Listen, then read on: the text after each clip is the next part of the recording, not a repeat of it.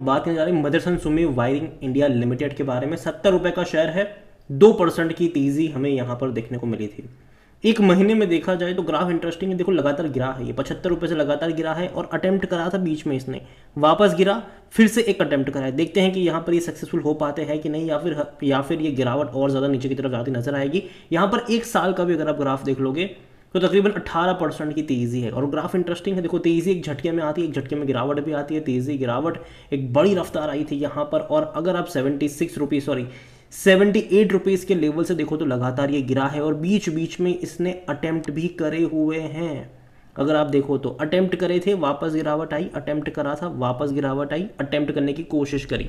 तो यहाँ पर देखा जाए तो चीज़ें यहाँ पर कुछ इस तरीके से है कि अटेम्प्ट तो कर रहा है लेकिन लगातार यहाँ पर करेक्शन बना हुआ है पिछले एक महीने से।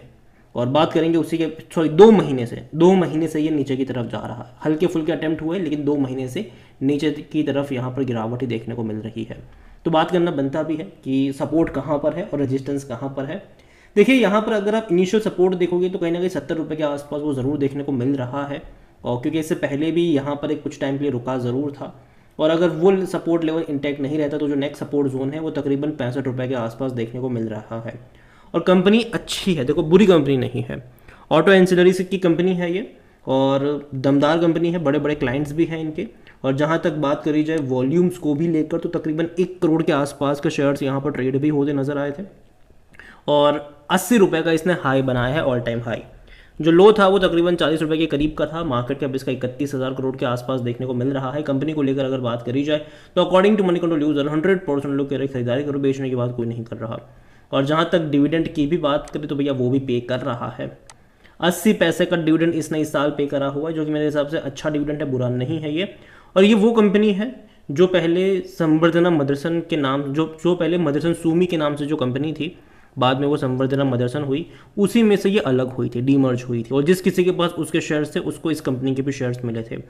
और जिस साल ये अलग हुआ उसी साल इसने बोनस भी दे दिया था। अगर आप देखो तो बोनस भी दे दिया, हर 5 शेयर पे 2 शेयर एक्स्ट्रा दे दिए थे यहाँ पर, तो बोनस भी दे दिया था। और ये वो कंपनी है जो बोनस हर बार देती है। अगर आप इनकी पेरेंट कंपनी जो कि अभी संवर्धना मदरसन है, अगर आप उसका भी ट्रैक रिकॉर्ड देखोगे तो भैया बोनस कई बार दिए हैं उन्होंने। तो यहाँ पर भी मैं कुछ ऐसी ही चीज़ें एक्सपेक्ट इनसे भी कर रहा हूँ कि ये 2022 में इसने बोनस पे करा था, मुझे हैरानी नहीं होगी कि अगर अगले साल दोबारा से कोई बोनस का अनाउंसमेंट यहाँ पर आ जाए, हो सकता है ये चीज़। और जहाँ तक वैल्यूएशन के बारे में देखें तो जो प्रमोटर की होल्डिंग है वो 46-47 की है, जो कि जो पी रेशियो यहाँ पर जो पी रेशियो है वो 46-47 के आसपास का है। और जो सेक्टर पी है वो 51-52 का है।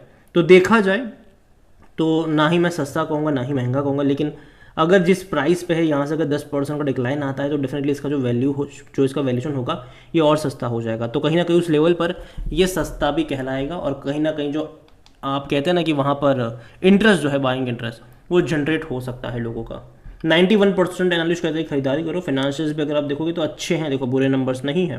हालांकि लास्ट क्वार्टर के नंबर काफ़ी खराब थे जिसके चलते कोई तेज़ी हमें देखने को नहीं मिली थी। यहाँ पर तकरीबन 150 करोड़ के आसपास का प्रॉफिट इन्होंने कमाया था और रेवेन्यू तकरीबन 2200 करोड़ के आसपास का था, जो कि इससे पहले के क्वार्टर में 2235 करोड़ के आसपास का ही था रेवेन्यू। तो हल्का सा डिक्लाइन रेवेन्यू में आया, जो कि अच्छा साइन नहीं है क्योंकि क्वार्टर ऑन क्वार्टर रेवेन्यू बढ़ता रहना चाहिए। और प्रॉफिट अगर आप देखो तो भैया प्रॉफिट कम हुआ था इनका, काफ़ी कम हुआ था, क्योंकि इससे पहले के 3 क्वार्टर में प्रॉफिट ज़्यादा था। तो यहाँ पर प्रॉफिट कम हुआ और मार्जिन पर भी थोड़ा बहुत दबाव यहाँ पर ज़रूर पड़ता नजर आया। और जहाँ तक शेयर होल्डिंग के बारे में देखें तो जो प्रमोटर की होल्डिंग है वो यहाँ पर 61.73% की होल्डिंग है और एक भी शेयर प्रमोटर का गिरवी नहीं है, अच्छी बात है। इंस्टीट्यूशंस भी अच्छी खासी क्वांटिटी में है। 14.08% म्यूचुअल फंड के पास है, 2.15% डोमेस्टिक इंस्टीट्यूशन के पास है, 10.78% की होल्डिंग एफआई से यहाँ पर लेकर बैठे हैं। रिटेल और अदर की मिलाकर 11.27% की होल्डिंग है, जिनमें से रिटेल इन्वेस्टर 7.99% पर है और जो अदर पार्टीज है वो 3.28% का स्टेक यहाँ पर लेकर बैठे हुए हैं। ओवरऑल मैं इतना ही कहूँगा इस कंपनी को लेकर कि भैया देखो कंपनी बुरी नहीं है, शानदार कंपनी है, दमदार कंपनी है, लॉन्ग टर्म के लिहाज से भी मुझे ये अच्छी लगती है। और देखो गाड़ी चाहे पेट्रोल से चले, डीजल से चले, इलेक्ट्रिक व्हीकल्स भी क्यों ना हो या फिर हाइड्रोजन से भी क्यों ना चल रही हो, वायरिंग सब में लगनी है। और इस कंपनी का काम भैया वायरिंग का ही है, चाहे 2 व्हीलर्स हो, 4 व्हीलर्स हो या फिर हैवी व्हीकल्स भी क्यों ना हो, सब में वायरिंग इस्तेमाल होती है। और उसी का फ़ायदा इस कंपनी को मिलेगा क्योंकि कंपनी का बिजनेस कहीं नहीं जा रहा। इनके क्लाइंट्स की जितनी गाड़ियाँ बिकेगी उतना ही ज़्यादा फ़ायदा इस कंपनी का भी यहाँ पर होने वाला है। और यही वजह है कि मैं लॉन्ग टर्म की यहाँ पर बात करूँगा कि देखो लॉन्ग टर्म के लिहाज से यहाँ पर अगर आप खरीदारी करते हो तो डरने की कोई वजह मुझे लगती नहीं है लॉन्ग टर्म के लिहाज से।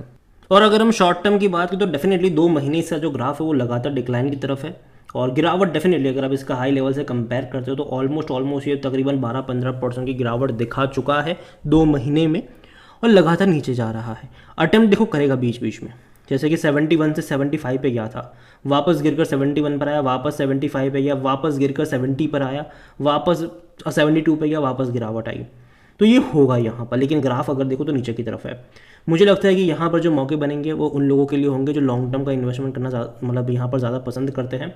65 से 70 रुपये का जो लेवल होगा वो इनिशियल बाइंग इंटरेस्ट वहाँ पर आ सकता है और 60 से 65 का जो लेवल होगा वो एवरेज करने के लिए बेहतर हो सकता है। लेकिन हाँ, उन्हीं लोगों के लिए जो लॉन्ग टर्म का नज़रिया रखते हैं, क्योंकि 6 महीने में इसने रिटर्न तो कुछ खास अच्छा बनाकर दिया नहीं है।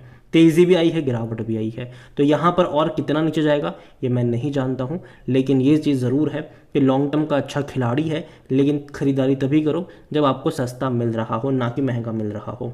ये मेरा पर्सनल ओपिनियन है, कोई भी इन्वेस्टमेंट एडवाइस नहीं है। और इसके अलावा अगर आप चाहते हैं कि मैं संवर्धना मदरसन के ऊपर भी एक डिटेल वीडियो बनाऊं तो कमेंट में इसका नाम लिखेगा, जितनी ज़्यादा कमेंट आएगी उतना ही जल्दी वीडियो आएगा। और मदरसन सुमी वायरिंग के बारे में आप क्या सोचते हैं वो भी आप मुझे